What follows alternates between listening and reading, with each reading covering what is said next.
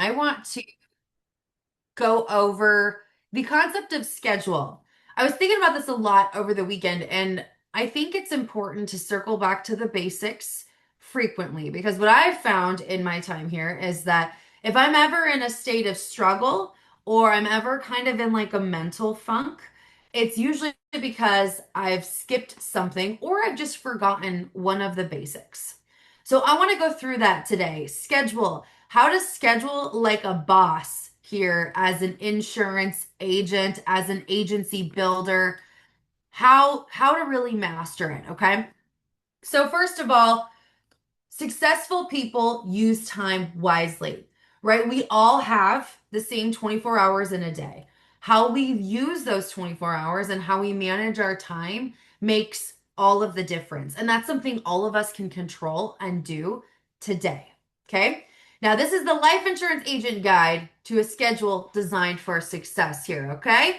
So, first things to do, I'm going to make this a little bit bigger. First things to do is if I know there's some paper people out there, all right, I know that, but what I have found works the best is having a digital calendar because you can have things set as recurring events and it takes a lot less time manually writing things in, right? It takes a lot less time than doing that. So get a Google Calendar, iCalendar, whatever you use, doesn't matter, but something that you can schedule and set things as recurring events. Next step is block out all non-negotiables. So if you're still working full time, put your work schedule in your calendar, set it as a recurring event. So every Monday, Tuesday, Wednesday, Thursday, Friday, or whatever your work schedule is, set it in there so it repeats. Okay? Family activities. What are the non-negotiables? What do you want to be at? Sporting events, school activities, games, church events. What's in your life that you really want to be a part of? And is a no-brainer, right? That's what's going to be on my calendar because that's what I'm going to go do. Put all those things on there. If you go to church every Sunday, put it on there. Put it on your schedule so that you can see it and you can then plan your life around it. Team calls. Of course, you're here, so you know, but team calls are crucial to your success here. So if you're not working during these times and you can tune in, even if you are working, if you can tune in, live is always best. Put them on your schedule. Okay, put everything on there. We've got one pretty much every day of the week. Sometimes we have multiple. So get them on there, set them as recurring events. So it just becomes muscle memory to tune in and block out that time for this. Block out study time. If you're in the process of getting licensed, block that out. An hour or two a day. You're going to get through that course within a week, week and a half. So get that in there, plan it out because if you plan it, you're going to do it, right? If you set it out for yourself, you're going to see you have time, you're going to do it. Even after you're licensed, set aside some time throughout the week to continue to hone in on your craft, perfect your skills. We've got a lot of resources, ample resources in HQ that's going to help you continue to improve. You're already drinking from a fire hose, you're already learning a ton, but if you can take 20, 30 minutes a day, maybe while you're driving, maybe while you're getting ready in the morning, maybe while you're on a walk or exercising and just listen to a training call around something that you're struggling with, that's going to help you. It's going to ingrain in your mind just that much more. So find some time throughout the week to do this and you're going to shorten that learning curve. Dial time, of course, have that in your schedule. 10 hours a week is what I would say is the minimum in the beginning because you need to give yourself enough time to book enough appointments, to sit with enough people, to write enough business. It all starts with dial time. So make sure you are blocking out at least 10 hours per week.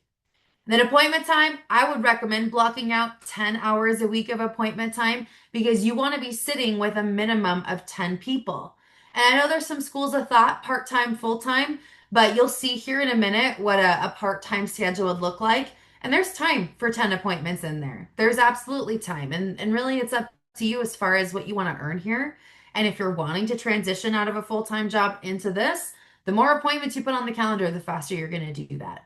So block out the time. And I'm going to give you some examples of what that looks like, but start writing things out. What do you do every week? Going to the gym, is that important to you? Put it in your schedule. When do you normally do it?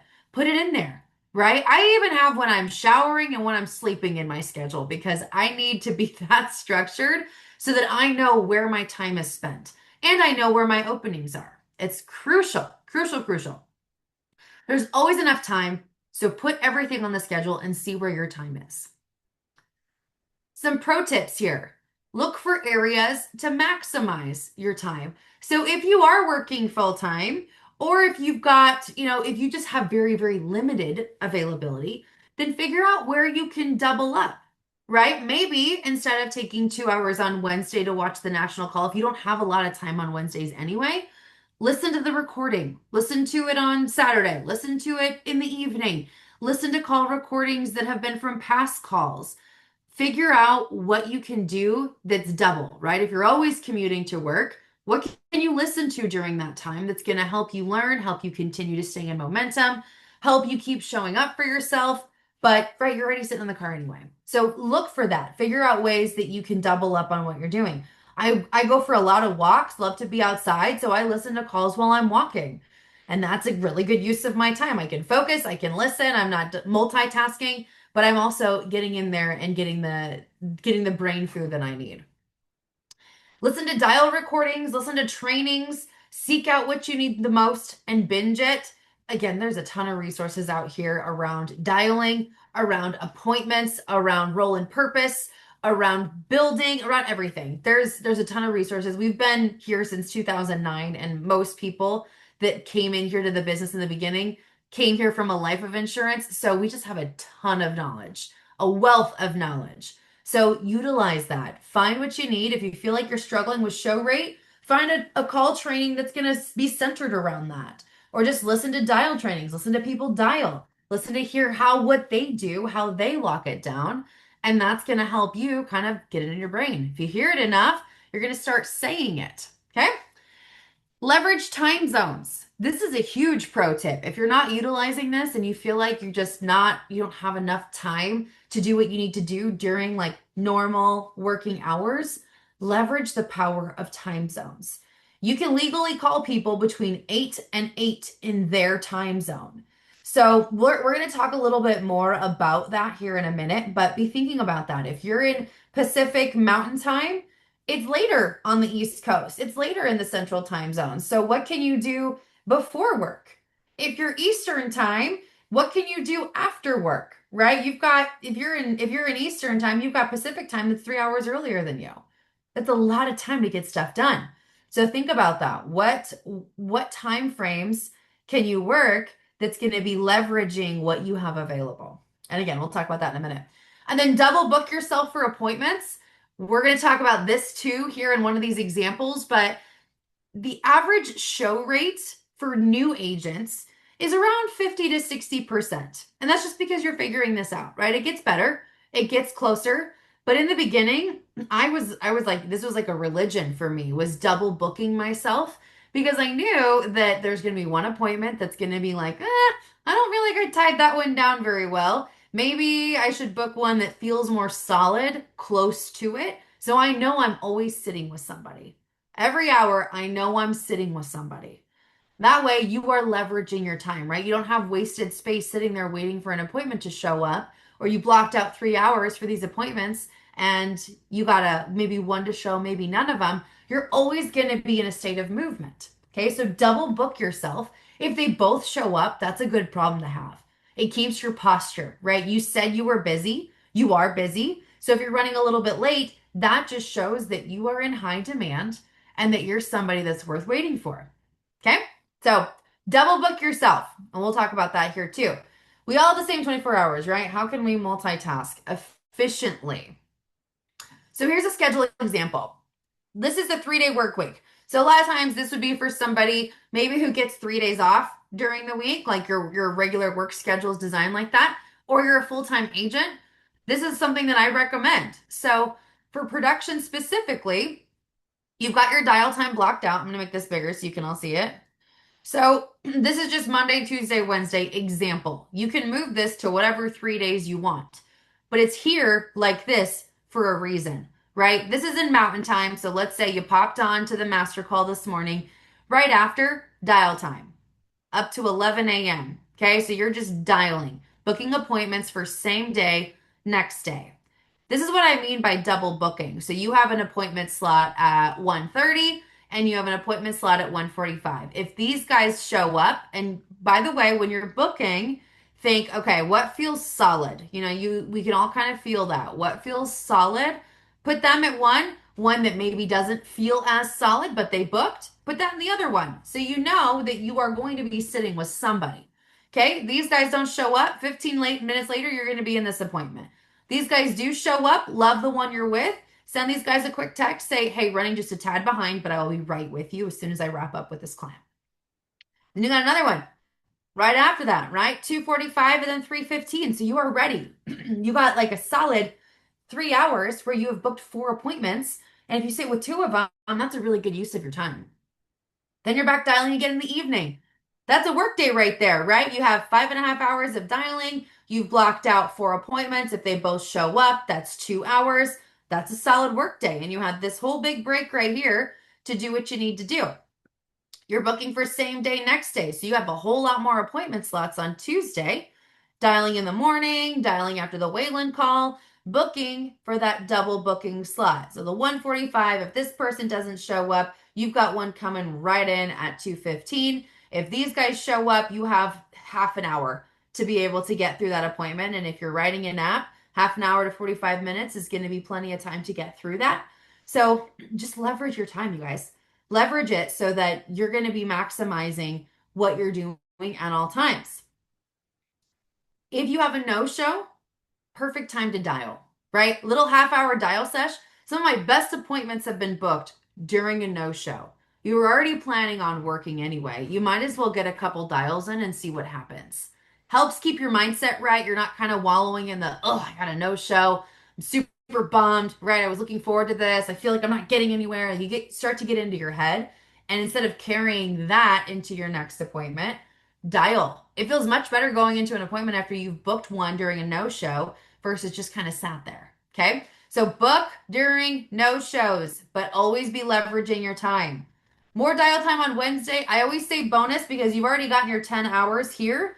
But if you need more appointments, you got to book more appointments, right? If you need more money, you got to put yourself in a position to make more money. So dial again, right? And you've got more slots here. So this dial time you booked for here and here. This dial time you can book for later today. That's a really, really smart use of your time. Keeping things tight, keeping things on top of each other. And when this starts to be all these are showing up, then you can adjust. But until you have that problem, double book, double book. So again, plan for a show rate of 50 to 60%. Out of this might feel like a lot, but if only half of these show up, not a lot, right? You got plenty of time to run those. Dial during every no show, already discussed that. You're already planning on working, might as well make that time productive. Let's look at what it would look like for someone with a full-time job, maybe. Like you can dedicate evenings to this, and maybe that's it. Here's what that could look like. So, work schedule, I think historically 9 to 5 is pretty traditional. So, I kept all the team calls in there. This is mountain time. I know time zones will affect this, but let's say you are mountain time. You've got a lot of calls in the morning. You can listen to those while you're getting ready, driving, commuting. That's perfect. You're listening live. Live is always best. Then you're working. Maybe you can't tune into these, right? Maybe you can't listen to the Wayland call or the national call or the deep dive sales calls because that's during your workday. That's what this is for. Listen to your recordings on the way home from work. Get that in there. Then you're going to be in a good state of momentum to where you can start running appointments. Ignore that. Those aren't supposed to be there. But Monday, let's say you're dialing 2 hours Monday night, and now you're booking for the next day, right? You've got 4 appointment slots. This might look messy because why? If we get a no-show, we're dialing. We're dialing during that no-show. You got a 50% show rate. Bank on that so you can manage your own expectations. If it's greater, awesome. If it's at that, great. You already planned for that, right? You already planned to sit with 50%. So when you do that, you know that you're on track. So dialing Monday night, booking for Tuesday night if that's all you have, and you've got this appointment slot, this one, and this one.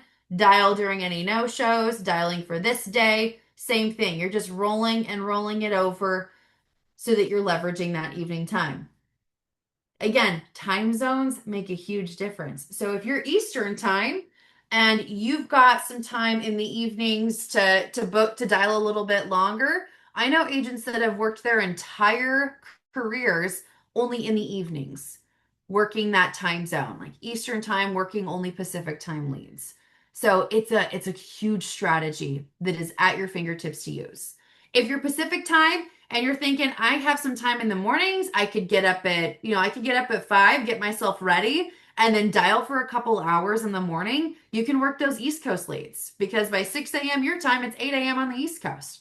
Perfect time to get some dials in. You could dial 6 to 8, then you're on your way to work. This is doable. It's a hustle. If you're working full time, this is a hustle. I'm not going to lie to you. It's not an easy thing to do, and you're going to feel like you're working a lot. But this is a short term problem because eventually this is going to get to go bye bye, these full work days. And then you're going to feel like you have all the time in the world. So know that it's not forever, but it is going to be helpful to get this activity in now so that you get into that habit and then you're replacing your income before you know it. So again, leveraging time zones. Eastern and Central times, dial Pacific and Mountain time leads. Pacific and Mountain time, dial Eastern and Central time leads to get more of that morning activity. Evening activity for Eastern time. Leveraging that, right? Dial during lunch breaks. Dial when you have availability, right? Just get into the habit of being in that activity in your in between moments. And pretty soon you're going to have a lot more time because this gets to go away. Last example, let's say you're a weekend warrior. Let's say that you got a lot of stuff going on evenings. You got a lot of kids' school games, a lot of activities, a lot of things like that. So you can only work this on the weekends. Totally doable. When I first started, all I did was run appointments Friday, Saturday, Sundays. I did a lot of building and recruiting the rest of the week. So this was basically my schedule. Dialing throughout Friday, right? Working regular work day, but I threw in a lunchtime dial session on Friday. Then you come home, you're listening to your recording on the way home, dialing in the evenings. Maybe you've got some appointment slots right here that you booked from this dial session. Great. Dialing or running appointments. Then you're dialing Saturday morning, 4 hours, 8 to noon. This is a great dial session. Iba will tell you this. She loves her Saturday morning dials. It's a great time to dial. And you can book yourself for same day, next day, right? Booking yourself full, and then Sunday, I love the noon to 2 dial session, kind of after that church time hour for people is a great time to get some appointments booked.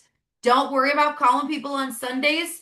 I did it for 3 years, zero problems, right? You might have one person every once in a while that gives you a hard time, but the majority of people, not a big deal, right? Not a big deal. They requested this help. We're just trying to get it to them in a time that they answer the phone.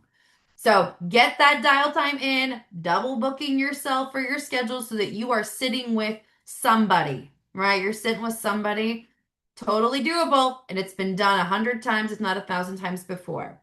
So again, remember, it's not forever. This hustle, if you're working or you have full-time commitments during the week and you're trying to fit this in, it's doable. And you're going to feel like you're kind of burning the candle at both ends.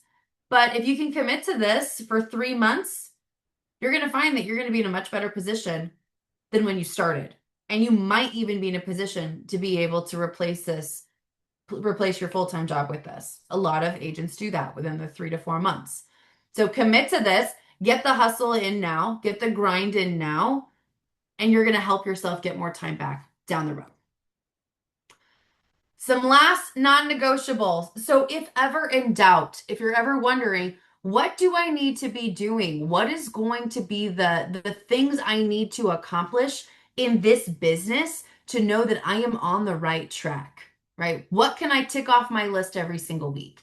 At least 10 hours of dialing every single week. That has got to be a non-negotiable if you want to do well here. Fit it in, right? That's 2 hours a day if you're working 5 days, even less if you're doing all 7. You can fit it in. We can all find an hour or two to get something in. Okay. So figure out where that's going to be and put it in there.